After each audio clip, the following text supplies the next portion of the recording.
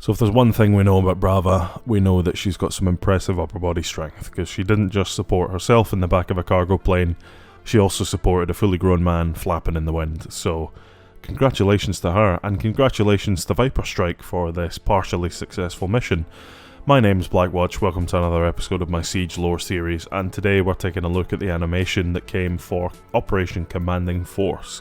This is the anime trailer that's going to be coming along with the Battle Pass, and it stars, as I say, Viperstrike. We have Hibana, Brava, and Capitao all together on the back of this cargo plane, and they're infiltrating to presumably try and deal with Deimos, but also get rid of a lot of his cash, and they do exactly that, minus the Deimos part. So when he saw that they were doing some nasty things in the back of his plane and basically screwing around with his money, he pulled a lever, opened up the back of the cargo plane.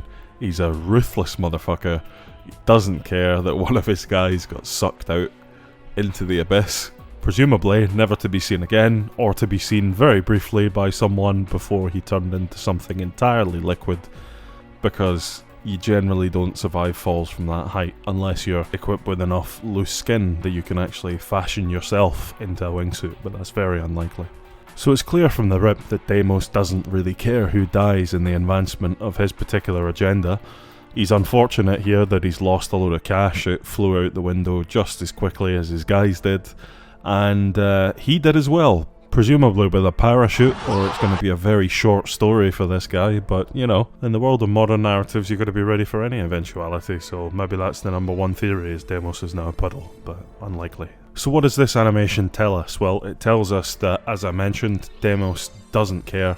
He will kill anyone to advance his goals, including his own people. He also sacrificed his own assets to get himself out of there, so I have a feeling that he's got more in the bank than he's letting on from this particular journey. We also know that Rainbow are clued up about Deimos, at least in some way, shape or form. The fact that they knew his name despite the fact that Harry was dead, unless he's left them a kindly written letter, we have to assume that there was knowledge of his existence prior to this. They're acting directly against him. This wasn't happenstance. They were trying to hit him at his plane. So we know that. We know also that Capitao, Brava and Hibana were in a position to take him out, but chose not to, and that's a weakness that I think is going to end up working against them in the future. Deimos was there to see that they didn't take the shot. He lingered for a minute to see that it wasn't going to happen, that Brava wasn't going to let go of Capitao and take him out instead. And that lack of ruthlessness versus Deimos' very clear proclivity for ruthlessness is probably going to lead to a bit of a clash of ideals between these two entities. And we have to call them entities because so far Deimos hasn't shown that he has a team. He's just got people, and those people don't necessarily seem to be loyal or looked after based off of this particular encounter. So what's next for Rainbow? For me, it really depends on whether or not that plane that they're on is able to access the ground quickly, or if they can even use it at all to extract. I would have to assume that they can, and if they can, they know that Deimos hasn't gone far, or at least for now, but this is all very immediate thinking stuff. In the grand scheme of things, we have marginally affected Deimos' funding. We have allowed him to find out that we are not quite as ruthless as he is, and he's managed to get away with the only wound being inflicted to his wallet rather than his person. So, interesting times for Rainbow, as it was before. A lot of these elements are going to be up in the air as time goes on. There was mention in an article somewhere of operators being injured, and of course Harry being dead, so we have to assume then that Ash and Thermite are still alive and have been injured. Perhaps Kavera and Sledge and Zofia have also been injured, but we don't know. There are a lot of things that are up in the air that we're not going to have clarification on for, I would imagine, some amount of time. I think we'll hopefully get something in the text of the Battle Pass items. I don't know if this is going to be delayed again like it was in Solar Raid, but I really hope it isn't.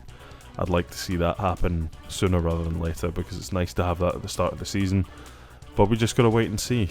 And as usual with these animations, you can speculate all day, but I would rather go off the information we have and leave the speculation to another day when something occurs to me in the shower. So that was that.